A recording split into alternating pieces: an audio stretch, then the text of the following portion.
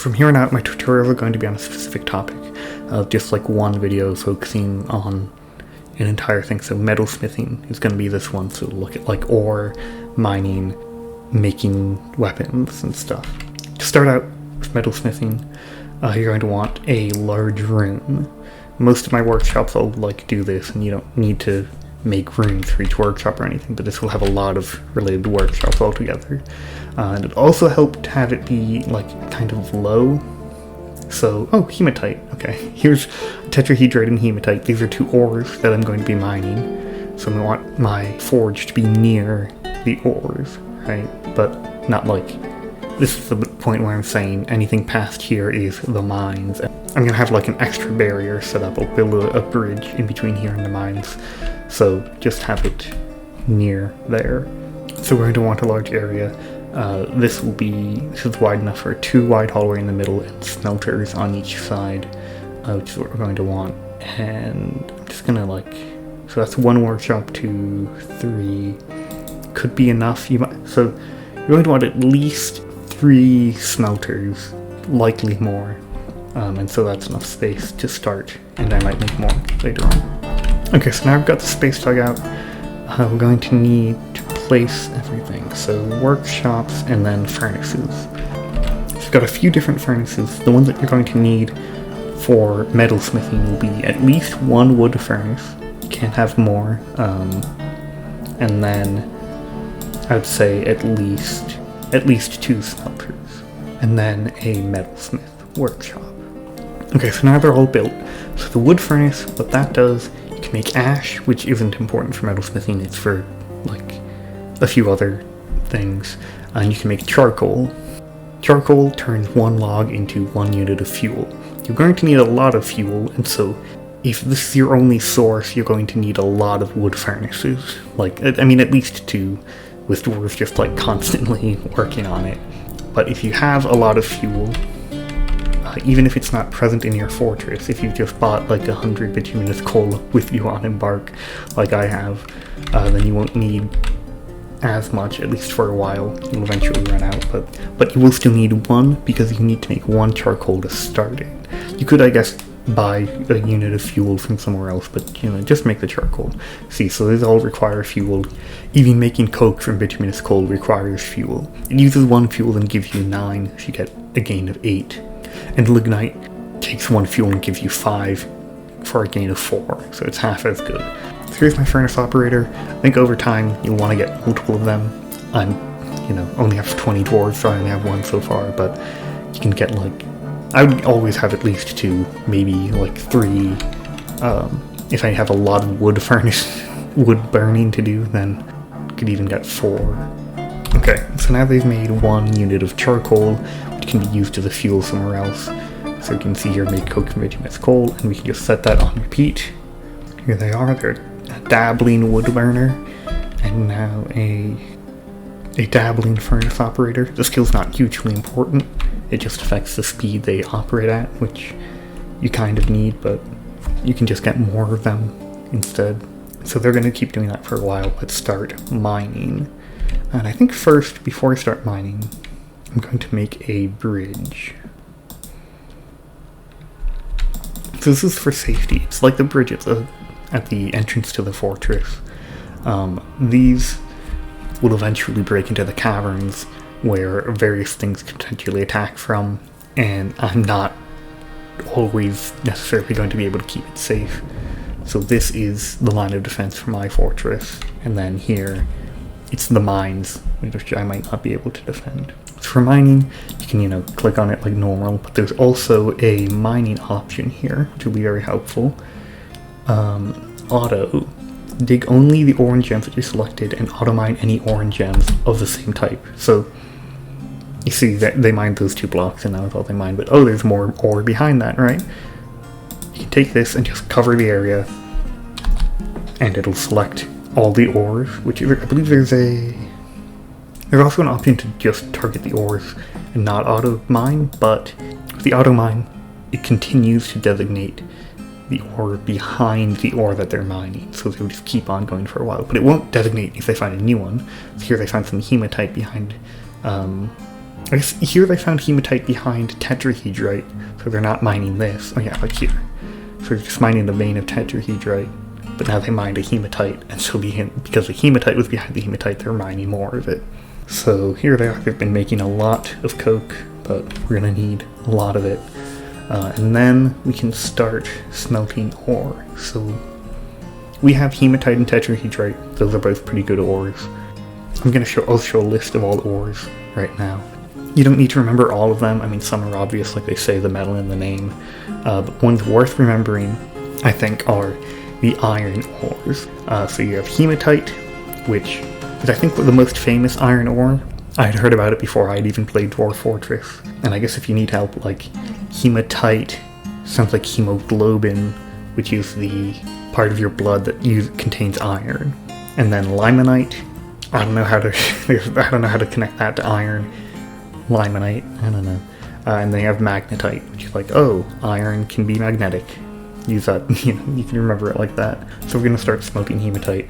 So typically I'll mine, like I've done here, I'll mine like down and then 3 over and then down and then 3 over and then down. So you can just, find a bit of ore to start mining outwards and then designate an auto mine on that vein, and then they'll just go all over the place and find a bunch of ores across the whole layer. Okay, so that was our first hematite smelted. It gave us 4 iron bars. Every ore will give you 4 bars of the main metal it's an ore of. So for hematite we're getting iron, tetrahedrite we're getting copper, but tetrahedrite and galena are 2 exceptions to that, where they give you 4 of one metal, then they also give you a bit of silver. I don't know the exact amount, and looking it up online I couldn't find it. So I'm actually just going to do a small test. I'm going to smelt 10 tetrahedrite and see how much silver I get. The value in the files is 20 compared to the main ores being at 100. So I'm guessing you get 1/5 as much. For galena it's 50 instead of 20, so you probably get half. Okay, so we smelted 10 tetrahedrite.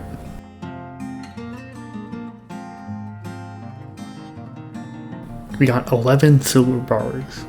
11 isn't exactly 20% of 40, but it seems close. So I think on average you're just going to be getting 20% of 4 silver per ore, which is close to 1. I just realized I forgot something. I'm going to need fluxstone to show you how to make steel.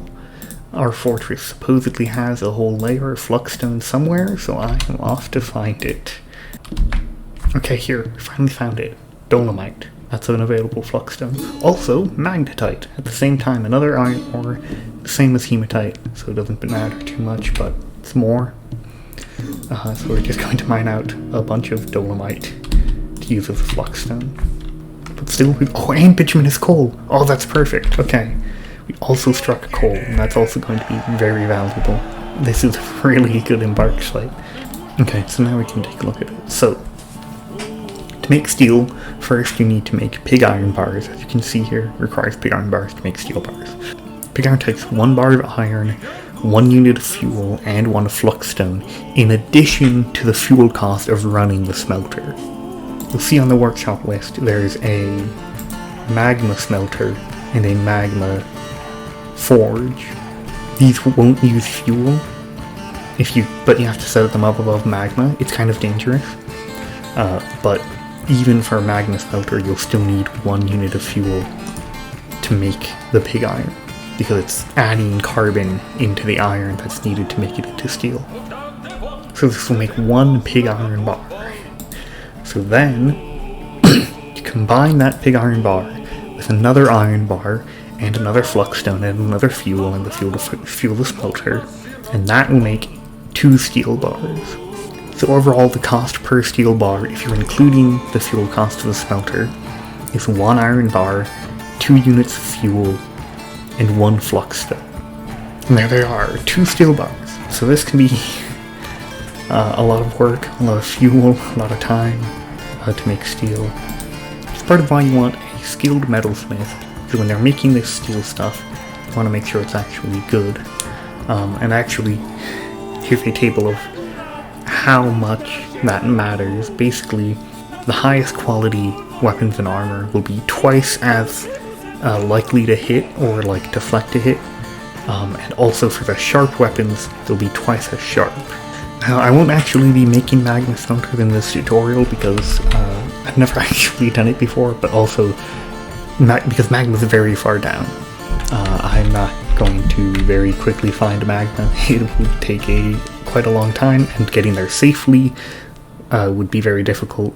You'd want to probably already have a military by that time so you can fight things, because magma will just spawn monsters. And so the advice I have about it though is that if you build a magma forge or smelter incorrectly, the monsters that spawn in there can just come out of it and attack. So what you have to do is all workshops have impassable tiles, unless maybe that's changed with the new graphics, because it doesn't tell you where they are anymore. For a forge, it's these two tiles here to the left and right of the center. For the smelter, it's to the north of the smelter, right here, this one there. If you put the impassable tile over the magma, it will block creatures from coming out of it and attacking. So make sure to do that. It's still not perfectly safe, I think, but you'll be a lot safer. One flaw with this auto dig is that it considers kaolinite an ore. I forget what it's used for, but it's not actually valuable. So it's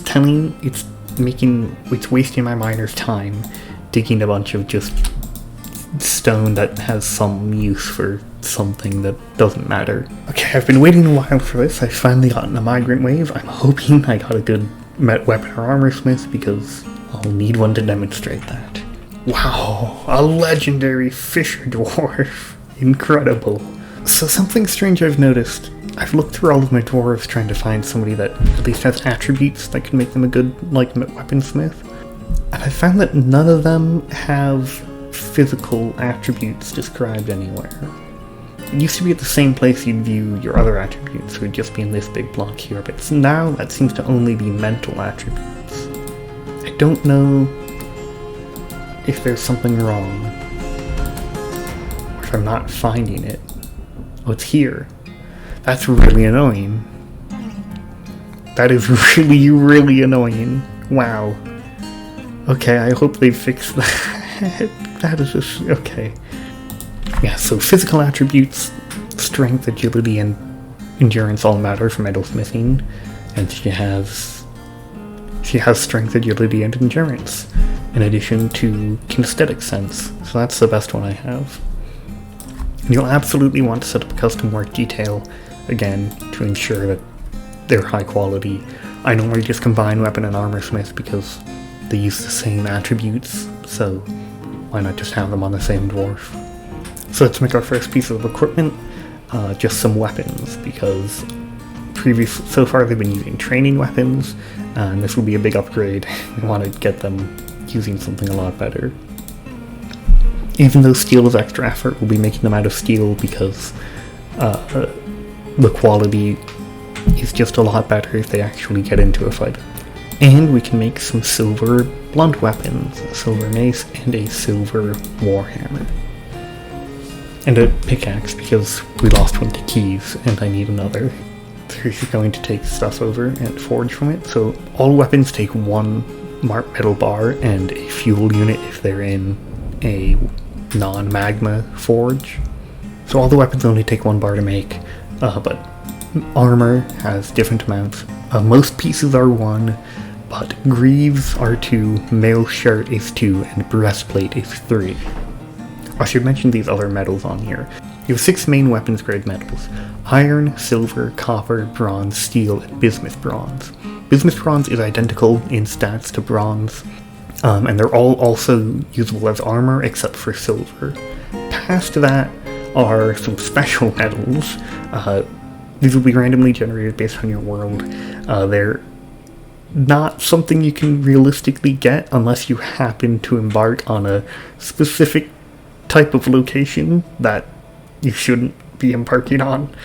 They're like, I think they're called divine metals overall. They're really good, but the only way to get them is to kill angels and melt their equipment. So it's not too relevant. Adamantine special, that's for later. So mostly you have to worry about these 6 metals at the top. So the different metals, steel is generally the best for armor and cutting weapons especially. For blunt weapons, silver can also be good. They're similar in quality, but silver does do a bit more damage typically. Copper is the worst one. Bronze and iron are pretty similar quality. I think testing showed bronze a little bit better than just raw iron. Iron and bronze are both usable. Would recommend avoiding copper if you can, but it's still a lot better than not having a weapon. So like, you can easily kill animals with a single copper tool. I'll try to find some statistics from testing different types of equipment. While mining, I'll sometimes dig out pathways, like in between the mining tunnels if they get too like weird and all over the place, to make it faster to carry ore across it. So I almost forgot to mention alloys other than steel, and they work pretty differently. Here's like a list of all the alloys. If you're looking at the list, you'll see there's a value, and that's like if you add copper and bronze together, they have an average value between them. It's like, I don't know, 6 or something, and then the actual value of bronze is 8, so it's more valuable than just using the metals individually. And that doesn't apply to all metals. Some of the alloys don't actually get any more valuable. Electrum is just the average between silver and gold, so it's not really worth making most of the time, because all of the alloys other than bronze are just for like money, really. You can craft with them. There are 2 ways to make an alloy. You can use bars or you can use ore. Using ore is typically much better. So in the case of bronze, you need to use 1 copper bar and 1 tin bar to make 2 bronze bars. And that's an even trade, but that's 1 fuel per 2 bronze bars and a whole reaction for it. If you just use the ore, you use 1 copper ore and 1 tin ore to get 8 bronze bars from 1 fuel and 1 reaction, so it's a lot faster. And you didn't even have to smelt the ores too, so you're saving that as well. So that can be very efficient. The only potential issue comes with tetrahedrite and galena. So if you're using tetrahedrite for bronze, like I could here, you will lose the silver. And then there's also a kind of inverse of that. Bilin is an alloy of silver and copper. But you can note, and so I have silver bars and I have copper bars, so I can make bilin. But you'll notice I can also use ore. Tetrahedrite counts as an ore of silver for making bilin. And so I can use 2 tetrahedrites to get a 50% silver, 50% copper ore, or alloy. It makes it so you do actually gain money from doing it. And you smelt 2 ores at once. So if I was using my silver and copper for just like crafts, that would be a very efficient way to do it.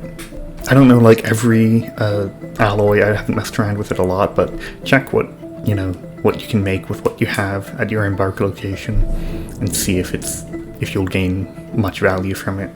I'll make some bronze as an example. Okay, so here we see they brought oxidorite and ore of tin, tetrahedrite and ore of copper, 1 fuel, and they made 8 bronze bars, which is pretty nice. A lot easier than making steel. I can still talk about what else you can do with metals. You can forge furniture out of them, and this can use any metal, any of the many available metals. As I said, platinum and aluminum are the most valuable, gold's quite valuable, silver's quite valuable, so we can make silver buckets. Most of these are kind of useless. If you want like decorative stuff, like a silver statue will be way more valuable than a stone statue. So if you have somebody good crafting it, it's worth doing that if you want to make like a valuable room if you're a nobility. Most furnitures also use 3 metal bars to make them, instead of just 1 of like any other material. So keep that in mind, the cost can be pretty high for metal furniture.